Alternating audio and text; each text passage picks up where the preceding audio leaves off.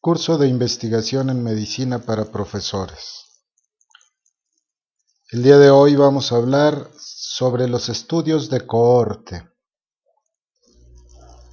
Recordemos que los estudios de cohorte corresponden a diseños de tipo analítico y observacional. Esto quiere decir que el investigador no tiene una intervención directa sobre la manipulación de las variables.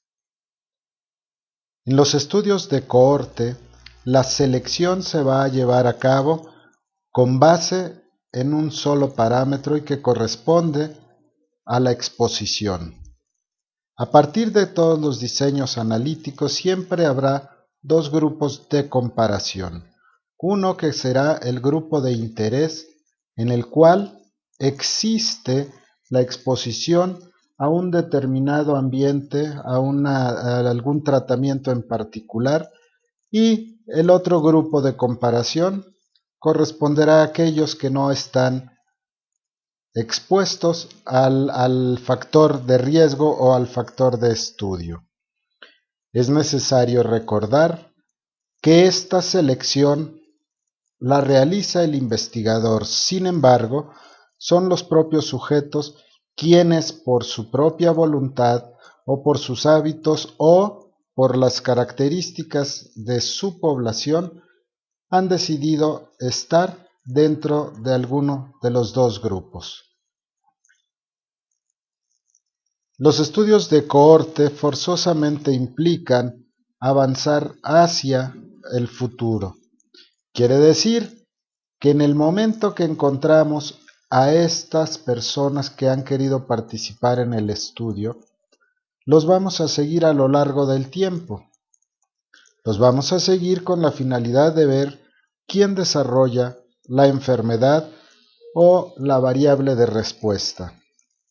Recordemos que estos sujetos, tanto el grupo de interés como el grupo de comparación, o dicho de otra manera, el grupo que está expuesto o el grupo que no está expuesto al factor de riesgo de estudio, son sujetos sanos al iniciar el estudio.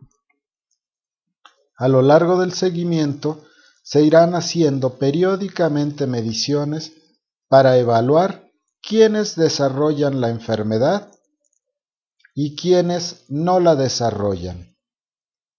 Es importante aquí mencionar que el desarrollo de la enfermedad puede estar presente tanto en el grupo que estuvo expuesto al factor de riesgo como en el grupo que no estuvo expuesto a ese factor de riesgo.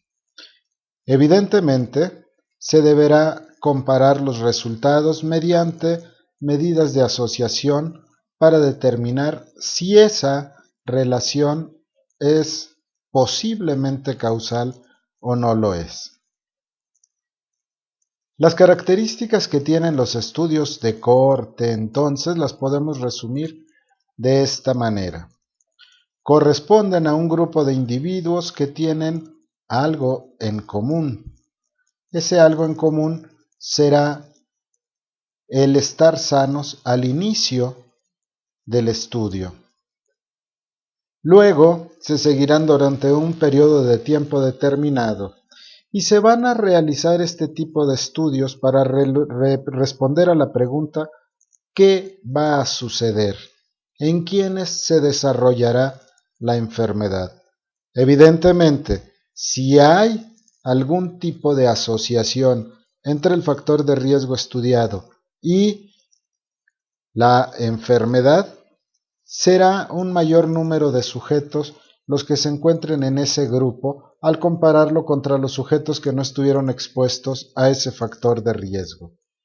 Su dirección en el tiempo siempre es hacia el futuro, por lo tanto son diseños de tipo prospectivo. Los estudios de cohorte típico van a analizar las causas de una enfermedad o qué pasa con esta a lo largo de un tiempo determinado. Los estudios de cohorte son útiles también para identificar resultados de terapéuticas diferentes, aunque si el investigador tiene ya la facultad o la posibilidad de manipular la variable independiente, estos se convertirán en estudios experimentales y obviamente dejarán de ser observacionales.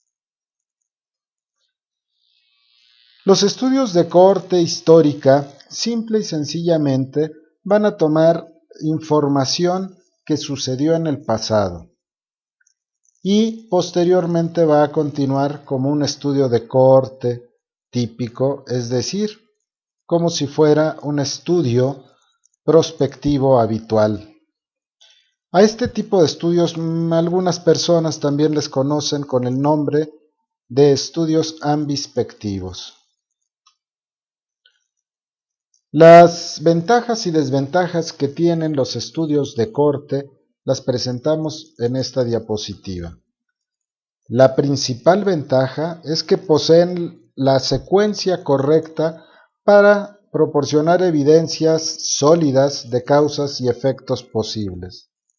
Es decir, van del presente hacia el futuro. Recordemos que esa es una de las premisas que se exponen en los postulados de causalidad de Bradford-Hill.